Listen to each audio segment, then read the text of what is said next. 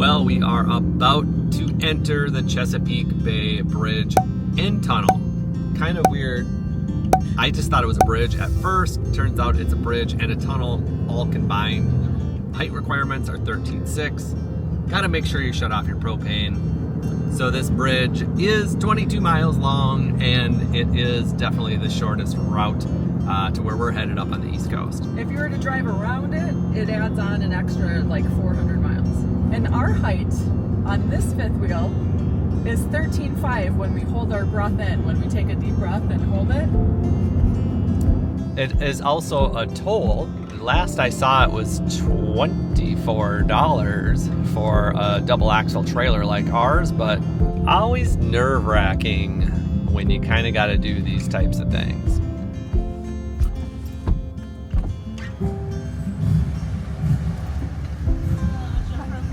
Yes, ma'am. All right, have a great one. Thank you.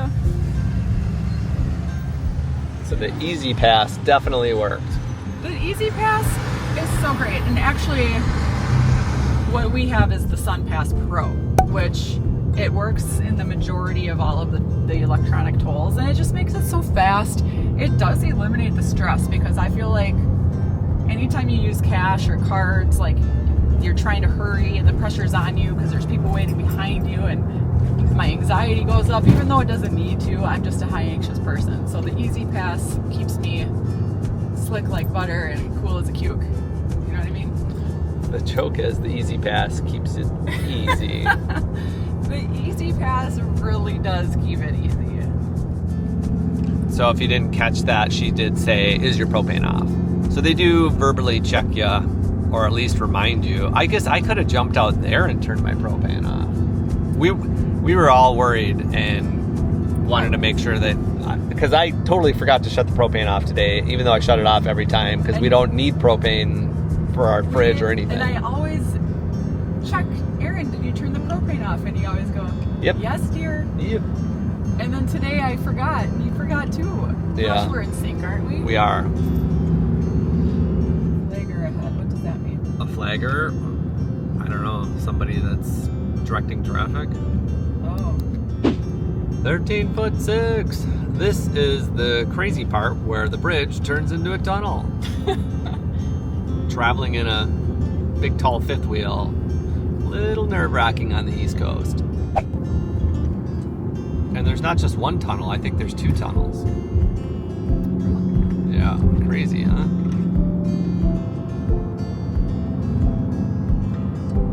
It's a pretty good sized tunnel though. How's it feel driving in the tunnel? You know, cool is my middle name. It just feels normal. Actually, the width is pretty tight in here, but it's not as bad as, I think the worst experience for me was that toll on the San Diego Bridge. Yeah, that was tight. That was the tightest I've ever been. On the San Francisco Bridge. Yeah, San Francisco. And even like construction zones where cones are misplaced by a foot, those are more stressful than this. Look at that semi, how close that is to the roof. That's what we look like. That semi looked like it was 6 inches from the roof. I can't believe how tight this is. That's what we look like. Yeah. Well, at least we know we're under 13.6. We've now been tested 3 times on 2 ferries and a tunnel that we're at least able to get under the 13.6 sign. Well, don't sneeze until we exit the tunnel. Area. Yeah.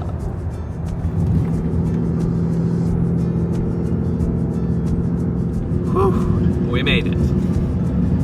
Were you scared? No, not really. That's good. But you're saying there's another one? Yeah. Yeah, this is 22 miles long. 22 miles? She wasn't listening to anything I said.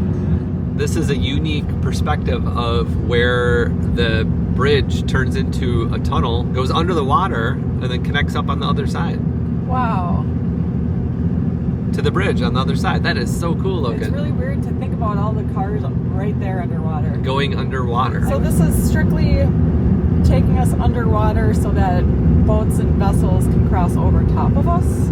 It could be, yeah, something to do with not having a drawbridge. A drawbridge, yeah, so they just have easy passage for the boats. I like to call them vessels. Vessels. literally going underwater right now. Hold your breath. What if you saw water dripping from the ceiling? Aaron, don't say that. Yeah, seeing this one from the outside actually makes it a little more scary going in it, where the first one we didn't see that You didn't see a chunk missing? Yeah, you didn't really know that you were, underwater like that 100%. Yeah.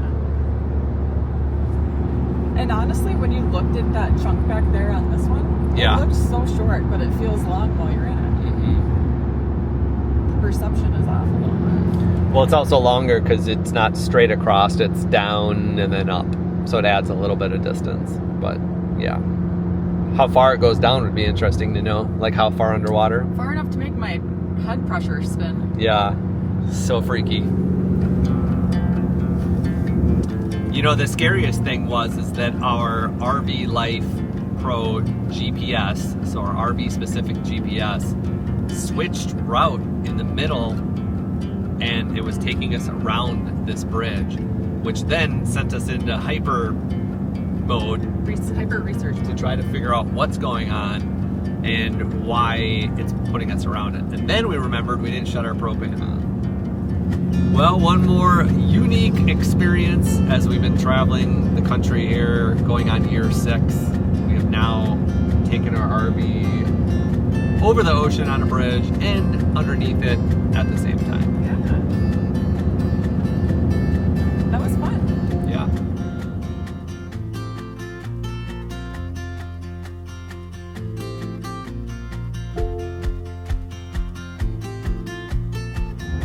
So we are headed to Virginia, landing 1,000 Trails. It's in Quimby, Virginia, literally in the middle of nowhere, and we're actually excited about that. And anytime you're traveling fast-paced, we were basically spending anywhere from 1 to 3 nights at a campsite, and that is just really fast-paced travel, even more so in a fifth wheel. But I will say our 33-foot fifth wheel and our short dually truck did very well in the national park campgrounds in the Outer Banks, and we really did fit very well in those sites. And since we're coming up on about 10,000 miles on our fifth wheel now, just a year later, we're thinking about getting those bearings repacked at the same time. Sounds like a good idea to me. Great idea, because I don't want to do it. And Virginia sounds like it's a place that's not going to cost New York City prices. Right? Yeah. Right, Virginia? Right, Virginia.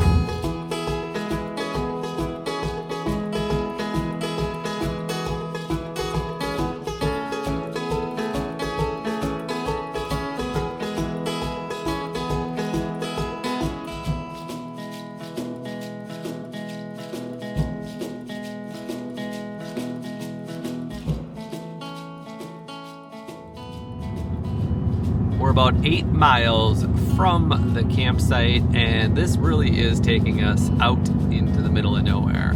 We're headed straight towards the ocean, and you can start to see it get a little bit more kind of swampy back here. Marshy, I should say. Yeah, I've heard that this 1,000 Trails has so much potential, like a lot of them do. They just don't ever get funding to get built back up.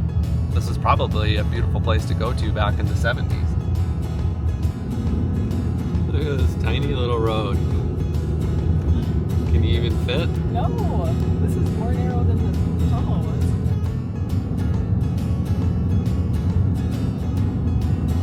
Sure is pretty though. Literally, the end of the road is the 1,000 Trails. Big park for walking the pups. It's big, yes. It has a 25-mile-per-hour speed limit, which is very rare. Unheard of. That's how big it is. Amazing. Let's see there.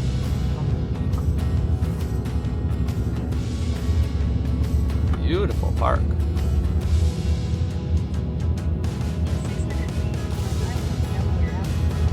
This park was our nice and quiet sanctuary for the next 10 days as we relaxed and recovered from our fast-paced travel up the East Coast. And from this point, it's only going to get faster and more hectic with all the major cities that are coming up. Philly, NYC, Boston, I'm talking about you. Chris enjoyed one of her favorite activities, braising short ribs in the oven, and I enjoyed eating them. One bad thing about spending a week in the Outer Banks was all the salt spray. It pretty much coated everything. Thankfully, this park allowed vehicle washing, and I was able to give both the RV and the truck a nice bath. After 10 beautifully peaceful, quiet, and restful days, we hitched up on a dreary and rainy morning.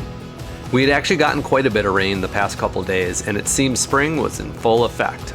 I wanted to take full advantage of how quiet this park is and use one of its open areas to test out the turning radius of our pull-right Superglide hitch with our new Ram short bed truck. And I got a little nervous because the ground was pretty soft from all the rain, and we were on a slight angle, making this a little bit more difficult than I wanted to.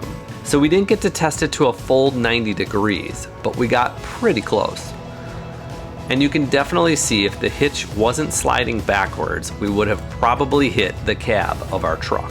My goal was to test this in a controlled environment before having it come up in a real situation with more uncontrollable variables. All right, keep going a little bit. Keep going. Keep going, slow, slow, slow, slow. Slow. Stop right there, stop.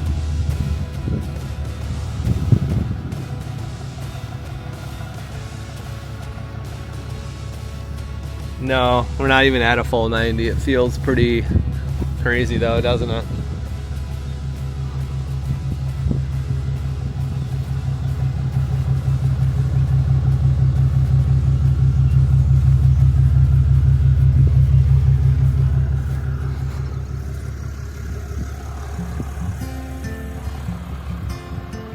Okay, let's get out of this by, put it in drive and pull forward.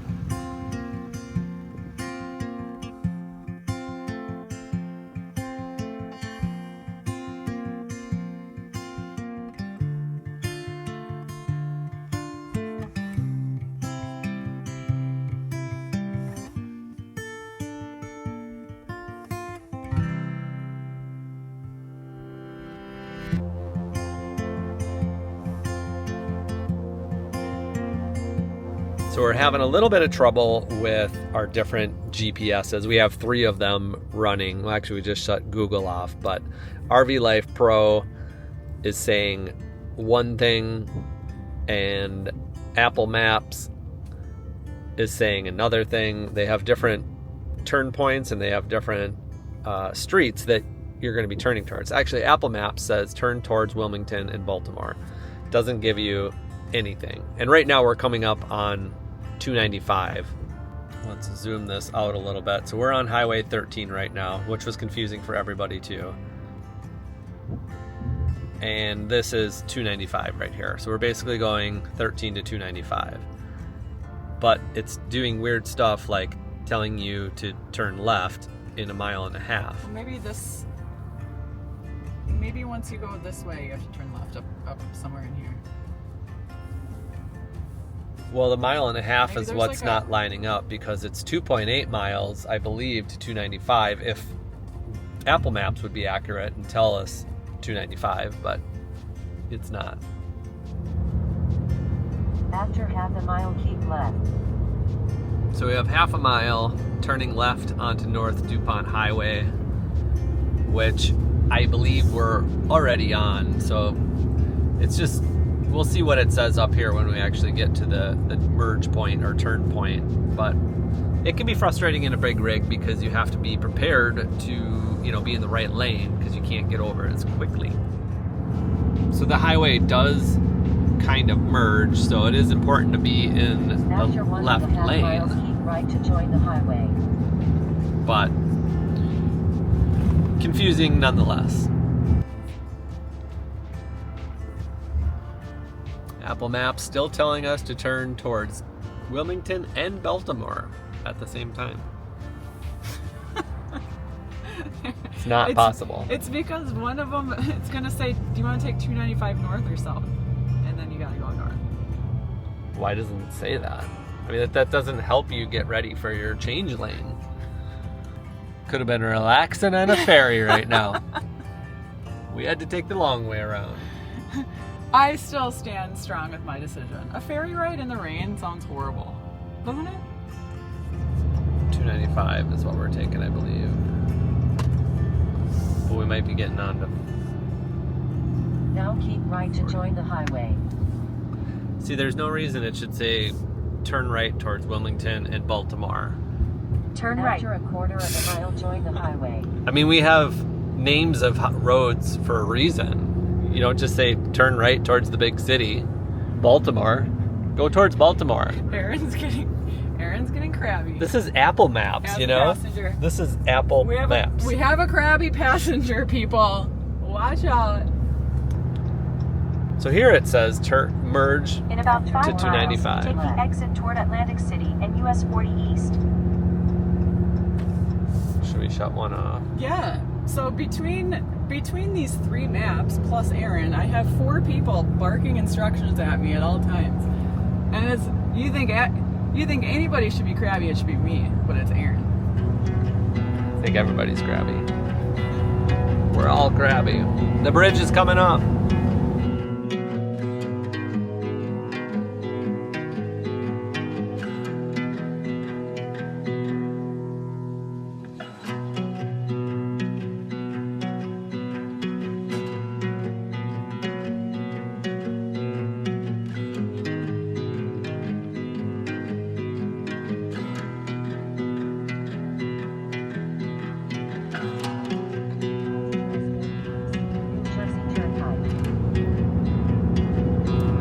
Welcome to New Jersey. Hey, New Jersey. Now We're in the thick of it now. Traffic everywhere. This was the worst we've ever experienced, was Washington and Baltimore. For traffic? Yes. For parking specifically. For everything. People. Everywhere you go, it's busy traffic.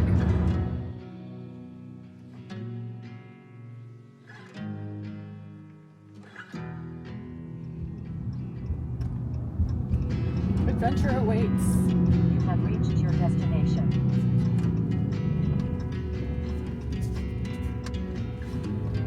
Long travel day. But we made it. We made it. The rain, it just rained the whole time. Nice and soft drizzle for most of it. And as we got into this little town, I don't even know what city we're in, but it was really cute. Really pretty landscaped homes, meticulously maintained. You can tell that the people here care about how their house looks, and I like that. Mm-hmm. It's always nice to see that. Beautiful hydrangeas. Did you see the pink hydrangeas? I missed those ones. Ah, I love them. I forgot my rain jacket. You're gonna have to go get your raincoat. And will you grab mine too? Sure.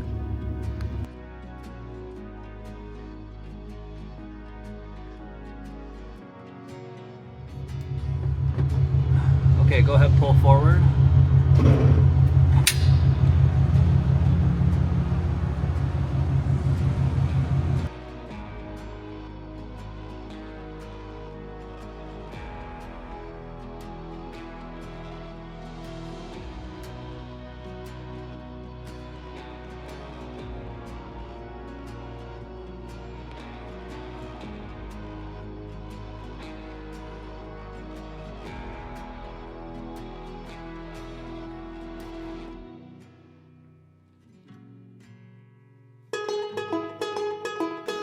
Join us for future episodes as we visit America's original seaside resort town, Cape May, and Pennsylvania's largest city, the city of brotherly love, Philadelphia. Thanks for watching, and we'll catch you on the next video.